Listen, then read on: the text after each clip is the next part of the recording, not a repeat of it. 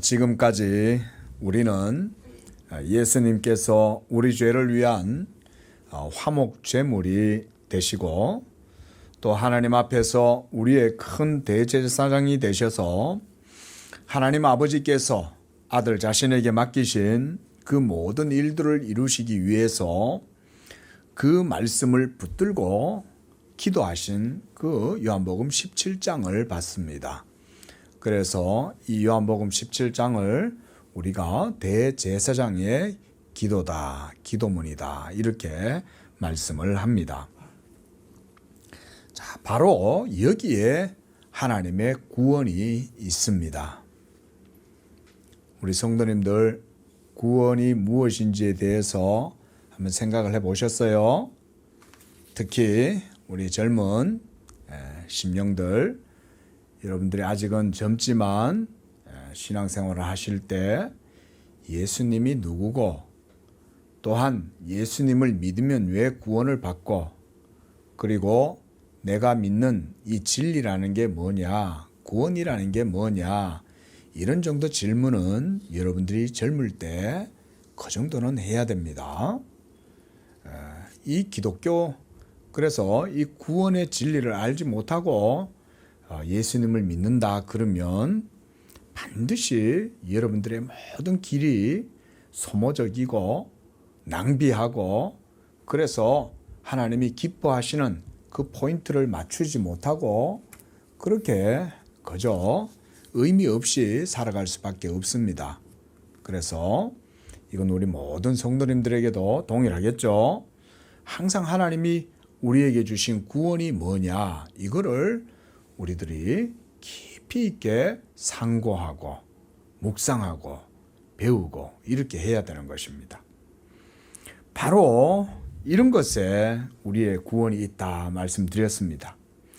불의한 죄인들인 우리가 거룩하고 의로우신 그 하나님 앞에서 구원을 얻게 되는 것은 오직 하나님의 진리의 말씀으로 이루어지는 것입니다. 믿으시기 바랍니다. 이 진리가 곧 예수 그리스도 자신이시고 또한 그가 우리의 영혼의 구속을 위하여 행하신 모든 사역들. 자, 우리 한 번 더 따라하겠습니다. 예수님의 인격, 예수님의 사역. 우리가 이 두 가지를 알지 못하면 구원의 진리를 안다고 말할 수가 없습니다. 그리고 기독교의 진리는 말씀드리듯이 세상의 학문이나 철학에서 발견할 수 있는 게 아니에요.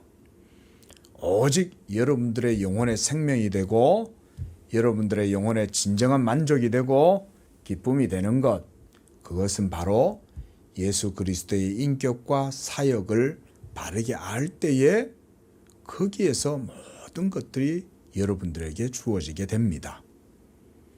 그러니까 예수님이 누군지도 모르고 예수님이 하신 일이 뭔지 또 그 하신 일의 의미가 뭔지 이런 것들을 모르고 교회를 다니면 목사의 눈에 볼 때는 그건 그저 의미 없이 시간만 낭비하고 다니는 거예요. 그러나 여러분들이 하나님을 믿는다고 할 때, 하나님께 영광을 돌린다고 할 때 말로만 영광을 돌리는 게 아니라 참으로 하나님께 영광을 돌리고 그리고 그 하나님을 참으로 알고자 할 때 이 예수 그리스도의 인격과 사역을 아는 것은 그래서 굉장히 중요한 겁니다. 그래서 이것을 바로 우리가 진리다 이렇게 말합니다. 그러니까 우리가 이제 이거 아시겠죠? 오늘 이 말씀 듣는 분들은 분명히 이거를 기억하셔야 돼요. 기독교가 말하는 진리라는 개념은 바로 예수님의 인격과 예수님 그분 자신의 사역을 아는 것, 이게 바로 진리예요. 이걸 깨달으면 기독교의 모든 걸 다 깨달았다고도 할 수가 있어요.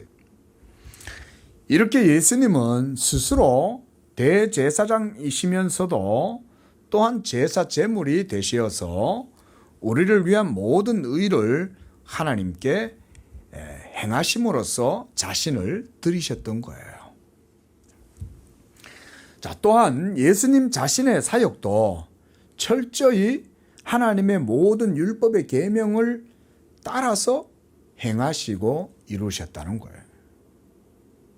우리가 보통 그걸 잘 모르면 그저 예수님이 단순히 십자가에서 죽으셨다 이 정도만 생각하지만 예수님의 사역들을 사복음서를 통해 가지고 면면히 살펴보면 예수님의 그 한 걸음 한 걸음이 그저 이렇게 나아가신 적은 하나도 없어요. 모든 것이 하나님의 뜻을 예수님은 알고 행하셨어요.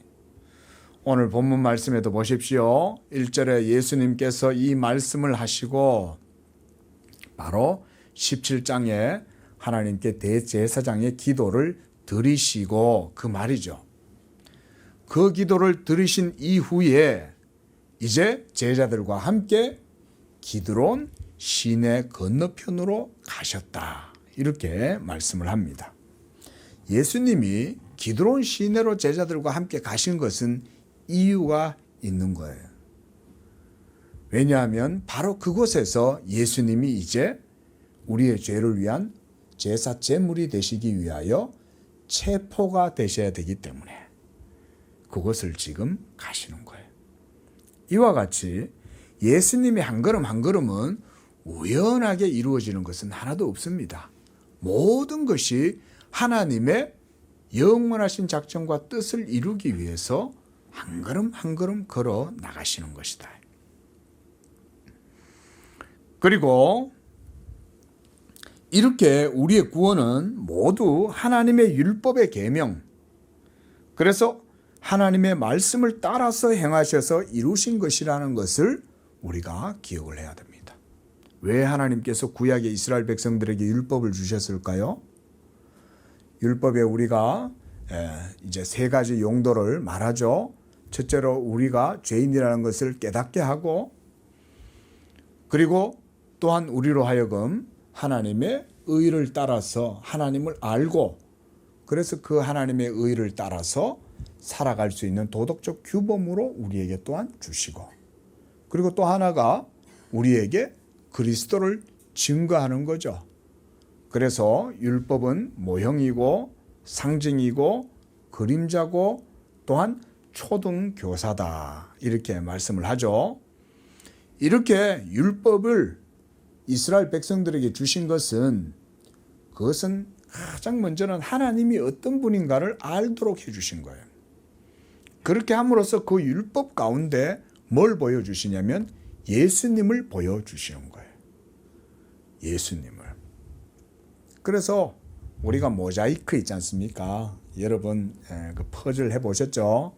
퍼즐 한 조각만 가지고는 이게 어디에 이게 뭔지 모르잖아요.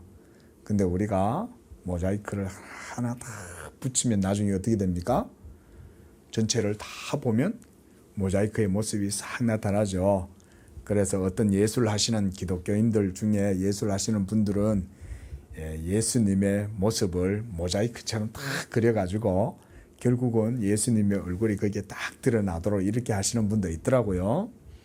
괜찮은 그림 같아요. 이제 한번 그런 그림도 하나 좀 구해가지고 그림을 한번 좀 우리도 밖에다가 딱 우리 들어오는 현관에다 하나 좀 해놓으면 어떨까, 그런 생각도 듭니다.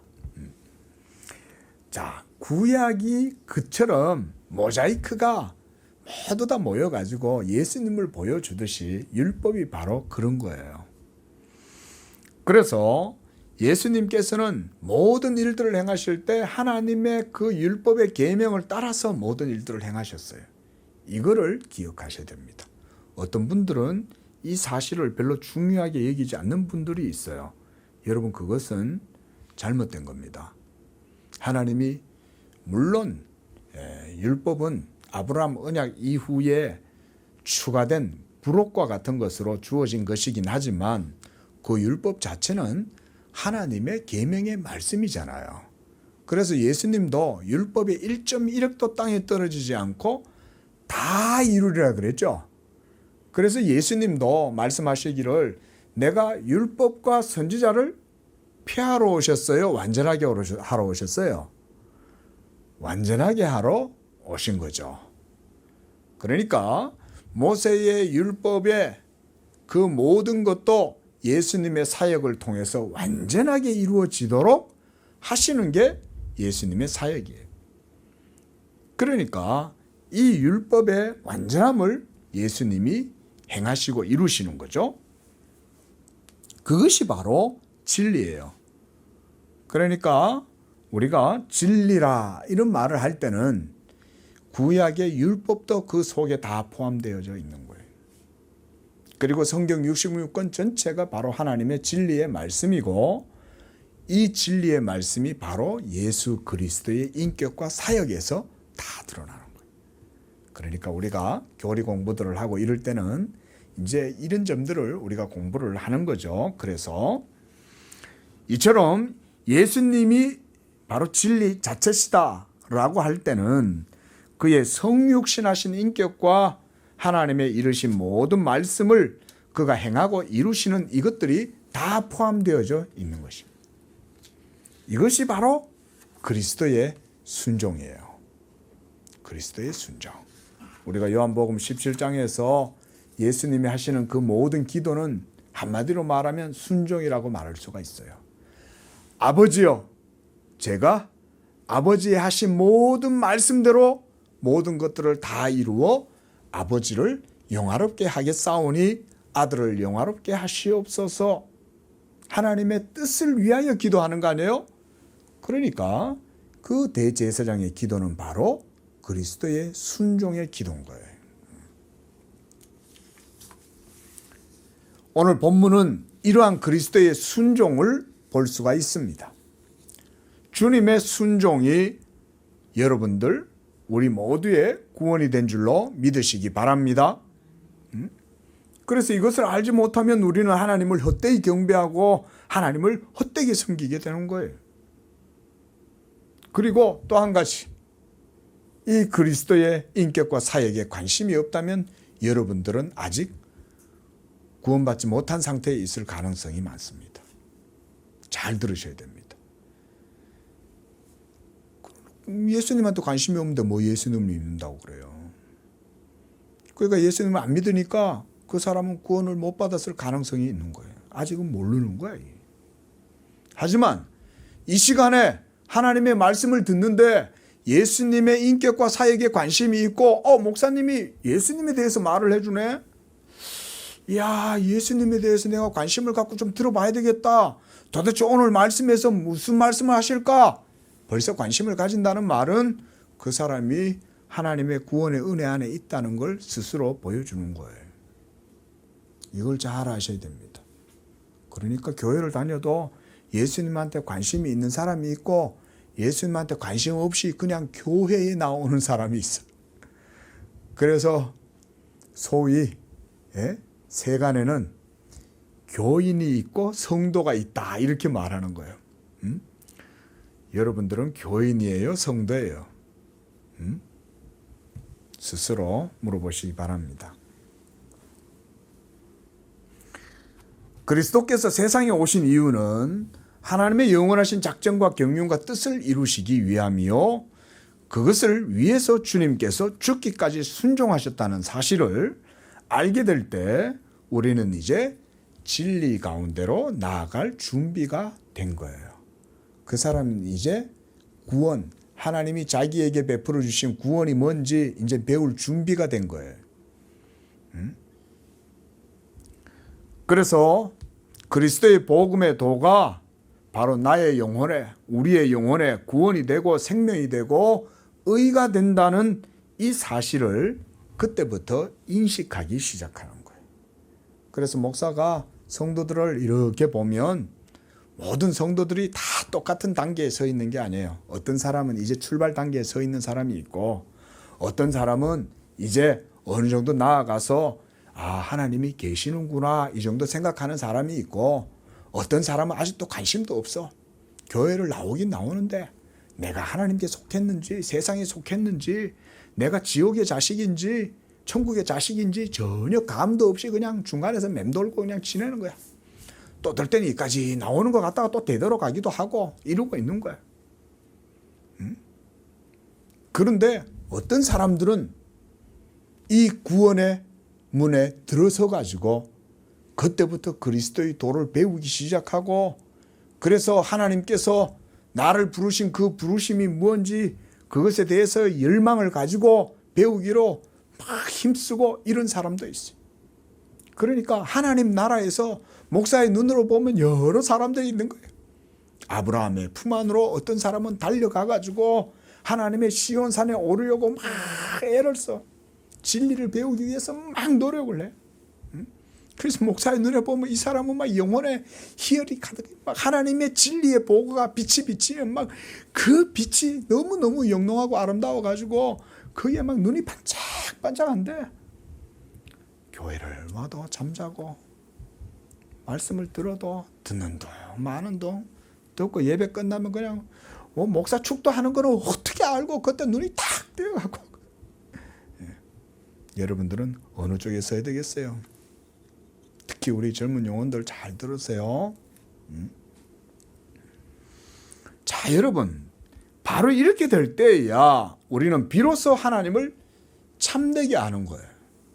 우리 성도님들 하나님을 참되게 알아요? 어떻습니까? 여러분들은 하나님을 안다고 말할 수 있습니까?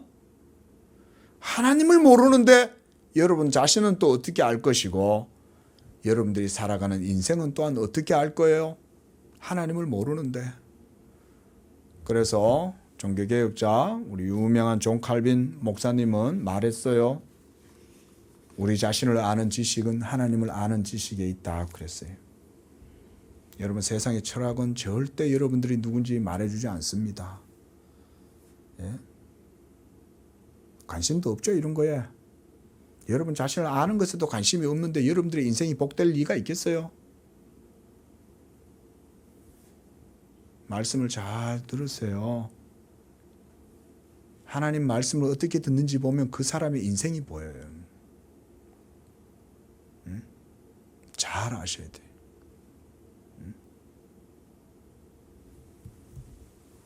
하나님이 얼마나 무서운 분인 줄 모르는 거예요, 다들. 그래서 인생이 그냥 막 자기 마음대로, 자기 정욕의 요구대로, 막 자기 열정이 뻗어나가는 대로 그냥 막 그렇게 살면 그게 인생인 줄 알아. 예? 이거는 한마디로 버림받은 자들이 사는 삶인 거야. 소돔과 고모라에 있는 사람들이 다 그렇게 사는 거야. 동성애 하고 싶으면 동성애 하고, 예쁜 남자 오는 거 보면 잡아가지고 강간하고 이러고 사는 게 소돔과 고모라인 거야. 이태원이 다 그렇고 강남이 다 그래. 홍대가 다 그래.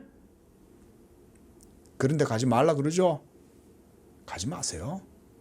여기 와서 성경 공부하세요. 성경 공부. 예? 그거 가가지고 불야산 같은 데 가서 불나방처럼 가가지고 불 속으로 막 뛰어들고 그러고 살지 말아요. 하나님이 누군지도 모르면서 인생을 멋지게 살려고 노력하는 것 자체가 목사가 봤을 때는 쓸데없는 짓이다. 하나님이 누군지 관심도 없으면서 뭔 인생을 온전하게 살려고 노력을 해? 응?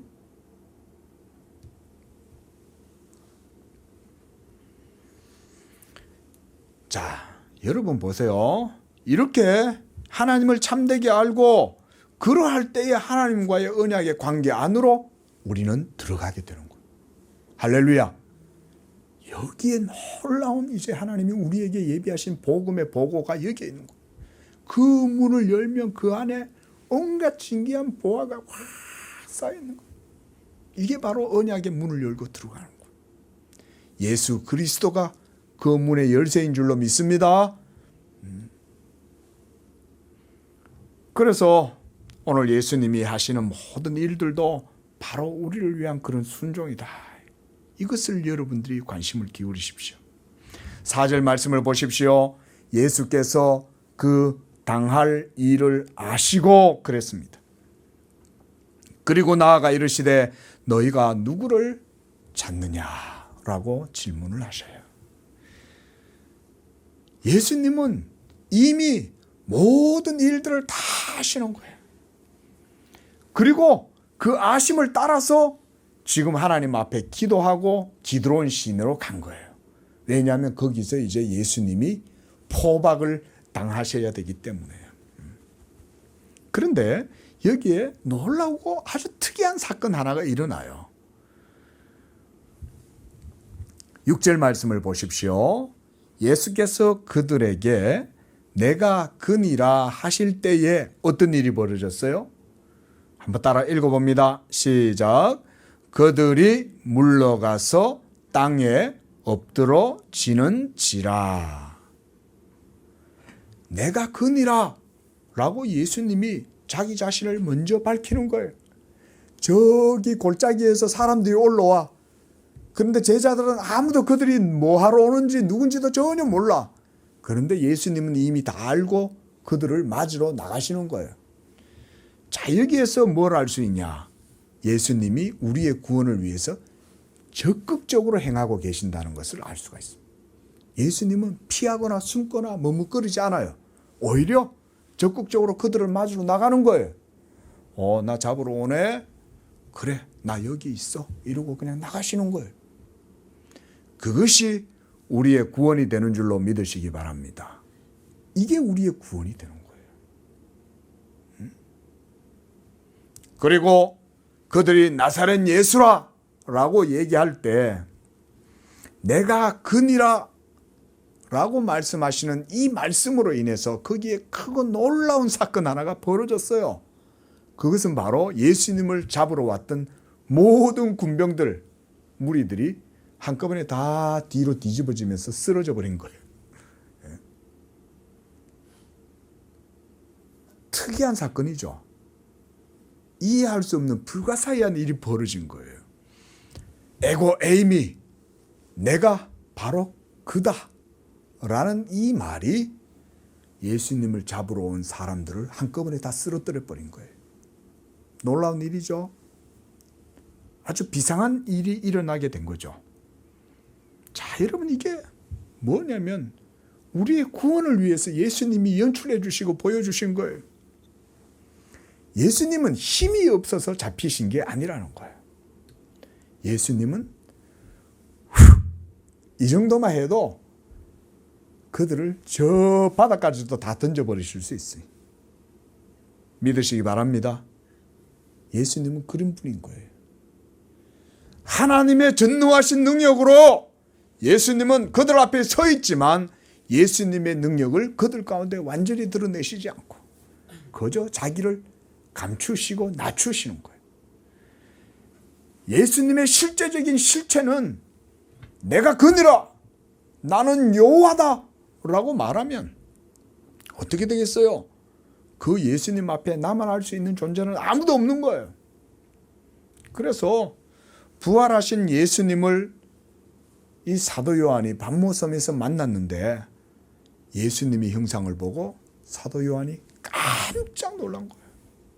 평상시에 예수님하고 3년 동안 요한이 다닐 때는 매일 예수님 옆에 이렇게 붙어가지고 예수님이 앉아서 말씀하시면 예수님 말씀 듣느라고 예수님 무릎 위에 누워가 있고 이러면서 예수님을 그렇게 친근하게 사랑했던 사도 요한 아니에요. 그런데 그런 사도 요한도 부활하시고 그 실체가 완전히 드러나신 이 그리스도의 영광을 보았을 때 사도 요한도 예수님의 임재 앞에 죽은 것 같이 되었다 그랬어요. 죽은 것 같이. 죽는 자처럼. 그만큼 예수님의 영광은 위대하고 탁월할 뿐 아니라 그 영광의 위엄은 우리 사람이 가까이 할 수가 없는 그런 분인 거예요. 얼마나 놀랐습니까? 이 말씀 보면서 참 하나님께 감사가 되었어요. 내가 그니라. 얼마나 말씀도 예수님 크게 하셨겠어요? 저는 그렇게 크게 안 하셨다고 생각합니다. 그냥 내가 그예요 이렇게 얘기하셨을 것 같아요. 평범하게.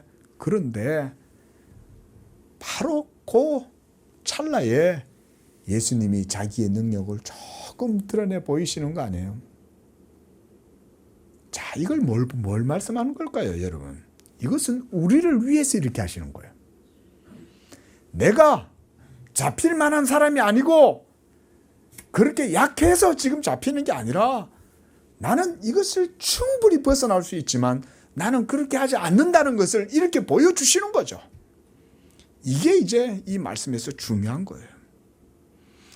예수님이 이렇게까지 하시는 이유가 무엇입니까? 이것을 통하여 하나님 아버지께서 여러분들을 향한 그 사랑과 여러분들을 구원하시기 위해서 아들아 가서 저들을 위하여 십자가를 지고 네가 십자가에서 내 모든 의를 다 이루어야 한다. 이 말씀을 지금 순종하시기 위하여 이렇게 하시는 거 아니냐. 얼마든지 나로 이 십자가를 예수님이 벗어나실 수 있었잖아요. 물론 십자가의 고통이 결코 쉬운 건 아닙니다. 이 여러분 육체의 고통을 당한 예수님도 우리와 똑같은 몸을 가지고 계시기 때문에 옛날에 고대의 못은요, 여러분 이런 못보다 훨씬 더 굵어요. 이거 최소한 4배는 돼요. 4배 두께가. 이런 게 어디에 박히냐? 여기에 박히는 거예요. 여러분 손에 박히면 되겠어요? 손에 박히면 살이 찢어져서 시신이 떨어져 나가겠죠. 그러니까 여기 손목에 여기 정맥이 있는 여기다가 꽉 박는 거예요. 뼈가 걸리는 거예요. 그 사이로 여러분 이런 엄지손가락만한 대못이 들어가는 거예요. 얼마나 아프겠어요. 그 죽음이 또한 얼마나 고통스럽겠어요. 그래서 예수님은 아버지께 3번이나 기도하시잖아요. 그건 뭘 얘기냐면 나 이거 당하기 싫습니다. 그 말이 아니에요. 3번 기도하시는 것도 무엇 때문이냐? 우리를 위해서 3번 보여주시는 거예요. 간절히 기도하시면서 그의 죽으심이 그의 육체적 고통이라는 것을 실제적으로 보여주는 거죠. 그걸 통해서. 그리고 결국은 예수님은 3번 하나님께 기도하시면서 하나님이 아무 말씀 안 하시죠. 그리고 결국은 기도를 통해서 하나님의 모든 뜻을 그의 육체도 죽음을 맞이할 수 있는 준비를 갖춘 거예요. 그래서 이렇게 그들이 물러가 땅에 엎드러졌을 때 더 놀라운 것은 이렇게 했음에도 불구하고 그들 가운데 누구도 예수님을 두려워하지 않았다는 거예요. 그 상황을 조금 더 두려워하지 않고 그들도 그들의 일을 지금 하고 있다는 것입니다. 여러분 이것이 하나님의 섭리인 거예요. 하나님께서 사람들의 눈을 가려서 마음을 어둡게 하고 미련하게 하고 완악하게 하면 사람들은 모두가 다 자기의 악함과 미련함 가운데서 자기의 짓을 해요. 마귀는 마귀의 짓을 합니다. 죄인들은 죄악을 범합니다. 그래서 죄인이 죄를 짓는 거예요. 마귀는 마귀의 일을 해요. 그래서 자기에게 속한 자들을 데리고 나가서 막 예수를 잡으려고 하는데 아니 예수님이 무슨 뭐 오늘날 같으면은 미란다 고지라도 하고 이러면서 동행합시다. 변호사를 선임할 권리가 있습니다. 이러면서 하지 않겠어요. 그런데 대제사장이 보낸 이 사람들은 완전히 동네 양아치들 같은 거예요. 군사들도 로마 군사들도 이끌고 예수를 잡으려고. 그리고 거기에 지금 유다까지 가세해가지고 지금 예수님을 잡으러 오는 것이죠. 8절에 너희에게 내가 그니라 하였으니 나를 찾거든 이 사람들이 가는 것은 용납하라. 이것은 예수님께서 바로 그의 제자들을 아끼고 사랑하시기 때문에 그런 것입니다. 그래서 9절에서 이는 아버지께서 내게 주신 자 중에 하나도 잃지 아니하여 싸움나이다 라고 하신 말씀을 응하게 하려 함이라고 했습니다.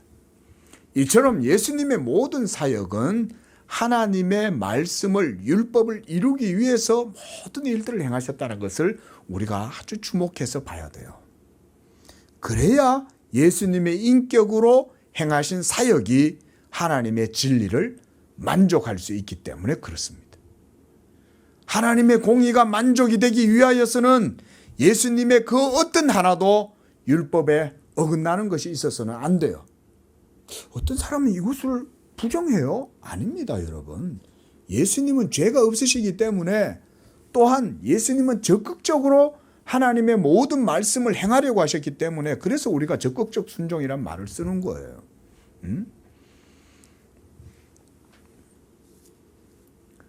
또한 10절에 보면 베드로가 칼을 가졌어요.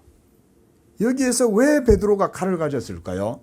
이것은 누가복음 22장 37절과 38절에 그 말씀이 나와 있어요.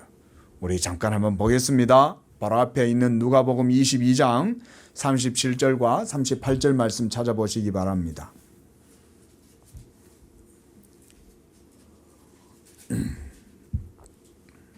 우리 함께 읽어보겠습니다. 시작. 내가 너희에게 말하노니 기록된 바 그는 불법자의 동류로 여김을 받았다 한 말이 내게 이루어져야 하리니 내게 관한 일이 이루어져 감이니라. 저희가 여짜오되 주여 보소서 여기 검 둘이 있나이다. 대답하시되 족하다 하시니라. 예수님하고 검하고 서로 코드가 맞겠어요? 안 맞죠? 그러니까 예수님은 제자들이 검 2개를 가졌나이다 라고 말하니까 그래 그 정도면 됐다 이 얘기인 거예요. 그 정도면 됐다. 이거 큰 칼도 아니야. 그냥 단검, 호신용 단검 정도. 싸우려면 큰 칼이 있어야 되는데 그런 칼도 필요 없어 예수님한테는. 그러나 왜 검 2개를 가지는 것에 대해서 예수님이 족하다고 하셨을까요? 예언의 말씀, 시편 기자의 예언을 응하게 하려고 그렇게 하신 거예요. 그래서 37절 보세요. 내게 관한 일이 이루어져 감이니라 그랬죠. 하나님의 모든 율법에 말씀하신 것이 하나하나 이루어져 간다. 그 가운데 하나가 뭐예요? 예수님이 잡히셨을 때 이 말씀처럼 불법자의 동류로 여김을 받았다. 이 말씀을 이루게 하시려고 베드로에게 칼을 가지고 있어라 그랬던 거예요. 그리고 베드로가 이 칼을 가지고 있다가 베드로는 이유를 몰랐죠. 왜 이 칼을 가지고 있는지.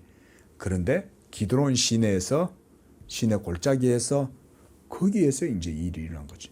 말하자면 기드론 시내는요. 예수님과 제자들이 모이는 아지트죠. 이 아지트니까 베드로도 지금 막 용기가 백백한 거지. 예수님도 함께 있으니까. 감히 우리 예수님을 잡아가? 이러면서 베드로가 칼을 빼가지고 대제사장의 종 말고의 귀를 잘라버린 거예요. 이러면서 그냥 칼을 휘둘렀는데 말고의 귀가 떨어졌어요. 여러분 또 다른 복음서에서는 예수님이 누가복음에서 나와요. 뭐라고 그랬어요? 말고에 떨어진 그 귀를 가지고 말고의 귀를 다시 붙여주시죠. 이거는 그 사람들이 다 쓰러진 것보다 더 대단한 사건이야. 응? 이래가지고 여러분 툭 붙여주는데 떨어진 귀가 붙었어요.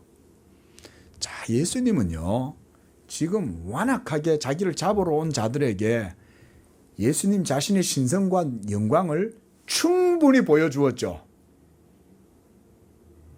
충분히 보여주는데도 그들은 예수님 잡는 것을 조금도 두려워하지 않죠. 이 심령의 상태가 바로 애굽왕 바로의 상태입니다. 그리고 이것은 타락한 우리 인간의 부패한 모습을 그대로 보여주는 겁니다. 만약 우리에게 하나님의 구원의 은총이 없으면 우리도 똑같이 복음을 듣고도 그와 같이 하나님 앞에 반응을 보이는 거예요. 마지막 날 여러분 심판대에서 예수님이 심판장으로 국문장에서 예수님이 탁 앉아서 심판을 하시는 거예요. 그때 예수님을 믿지 않는 이 세상에 불순종하는 자들이 죄인들이 하나님의 심판대 앞에서 어떻게 심판받을 것 같아요? 용서해 주세요. 지옥에 가지 않게 해주세요. 뭐 요즘 보니까 우리나라에 무슨 뭐 지옥이란 영화가 그래 뭐 유명하다면서요. 저는 안 봤는데 여러분 그거는요 사람들이 상상한 지옥입니다. 실제로 하나님의 실제적인 심판이 이루어질 때는 예수님 앞에서 벌벌벌 떨면서 잘못했습니다. 저 지옥에 가지 않게 해주세요. 이렇게 하지 않습니다. 지옥에 떨어지는 과정에서도 이를 버덕버덕 갈면서 하나님을 향하여 욕을 내뱉습니다. 그래서 그 모습들을 어디서 볼 수 있냐면 사람이 죽을 때 보면 그거 알 수가 있어요. 특히 제가 고향이 청송교도소잖아요. 오늘 여기 또 청송교도소 계셨던 우리 또 공무원님도 계신데 예? 예수 믿고 죽는 사람과 예수 믿지 않고 죽는 사람이 죽음 바로 앞에서도 그런 모습을 보입니다. 소리를 지르고 악을 씁니다. 공의가 집행될 때 사형을 당해야 될 그 죄인은 얼마나 큰 악을 저질렀습니까? 자기 잘못했다고 말 안 합니다. 반항을 하고 욕을 하고 하늘을 향해서 저주를 하고 이러면서 형장의 이슬로 사라집니다. 지옥이 이루어질 때도 마찬가지입니다. 하나님의 영원한 심판이 이루어지는 우주적인 국문장에서 염소떼들, 하나님의 왼편에 있는 자들은 영원한 하나님의 심판 앞에서 이를 푸득푸득 갈면서 하나님께 욕을 하고 대적합니다. 지옥은 그렇게 가는 거예요. 지금 여기에 예수님을 잡으러 온 사람들의 상태가 그런 모습을 보여주는 거예요. 예수님의 권능과 영광을 충분히 보고서도 예수님 앞에서 조금 더 그들의 마음은 조금의 가책도 안 받는 거예요. 이게 바로 영적으로 죽은 상태요. 사탄에게 매인받은 상태인 거예요. 이런 게. 그러나 11절에 예수님께서 베드로에게 말씀합니다. 칼을 칼집에 꽂아라. 아버지께서 내게 주신 잔을 내가 마시지 아니하겠느냐. 이렇게 말씀을 했습니다.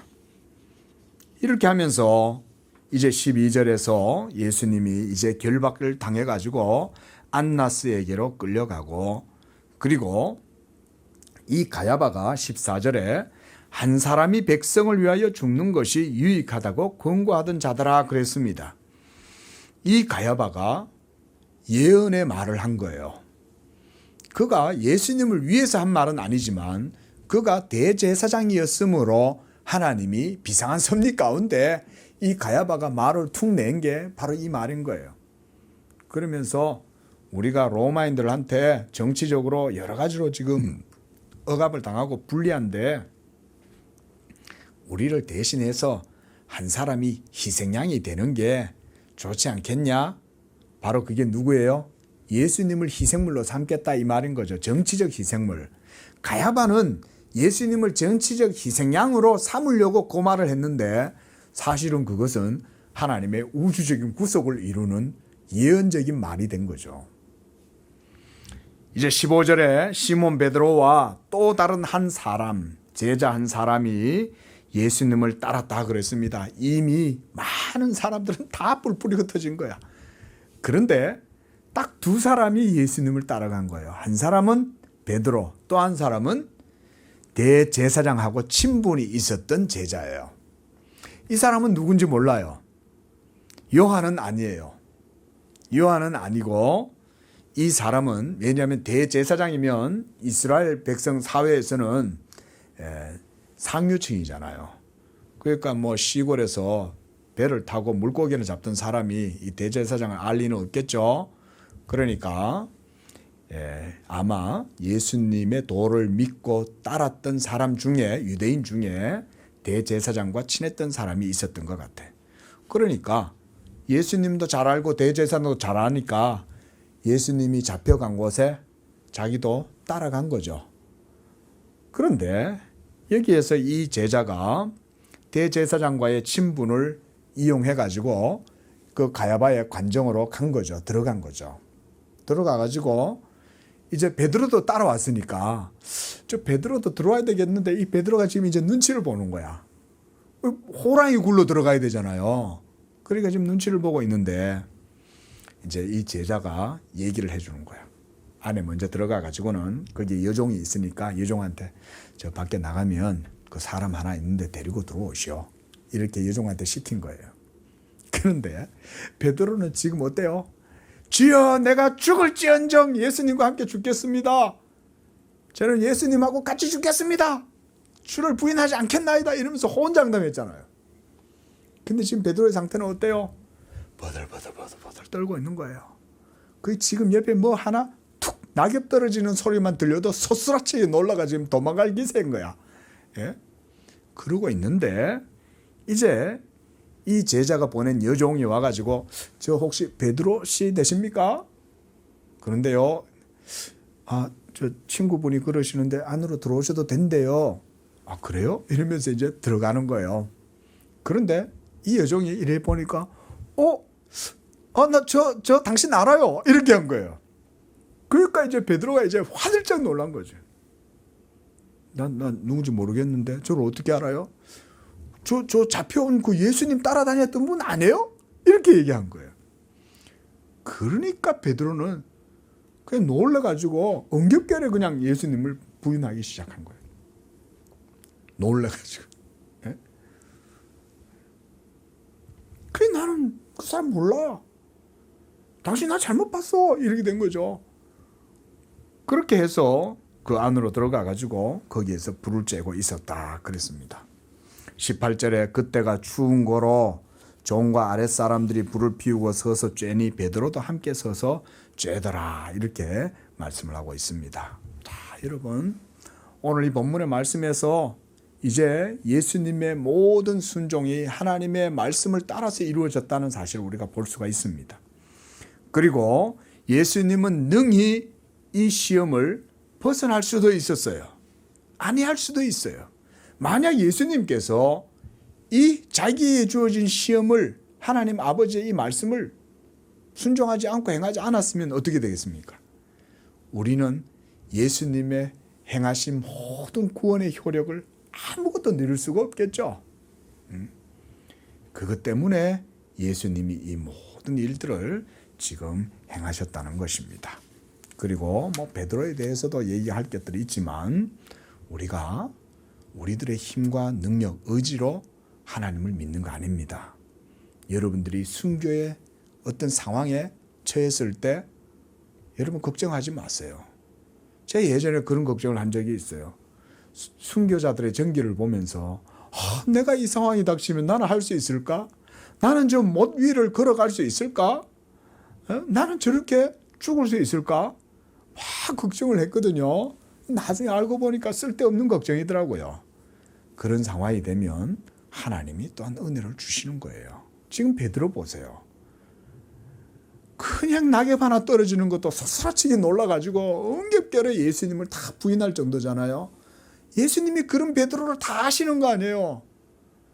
그렇게 막 자신만만하게 막 그렇게 떠벌리고 그래도 예수님은 다 아시는 거예요. 우리 주님이 여러분들을 다 아시는 줄로 믿습니다. 우리가 하나님 섬길 때요, 하나님 앞에서 너무 자기 열정 내세우면 안 돼요. 그만큼 어리석은 게 없어요. 저 하나님 앞에서 나올 땐 내가 하나님을 향해서 열정이 있어도 그 열정조차도 주님 앞에 다 내려놓으세요. 우리는 하나님 말씀 앞에서 온전치 못합니다. 기도하겠습니다. 자비하신 하나님 아버지 감사합니다. 이와 같이 우리의 영혼의 구원을 위하여 그리스도께서 하나님의 모든 율법의 말씀, 선지자를 통하여 하신 말씀들을 다 이루시려고 이렇게 한 걸음 한 걸음 나아가실 때에 그것은 바로 우리의 영혼의 구원을 위하여 이렇게 행하시며 이 일을 통하여서 하나님의 모든 의를 이루시고 우리로 하여금 생명을 얻고 자유함을 얻고 구원을 얻게 하심이었습니다.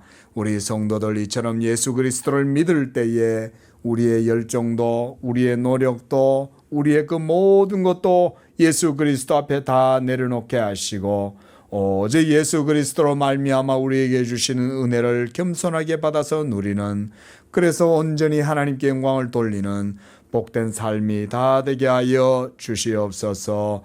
거룩하신 예수님의 이름으로 기도합니다. 아멘.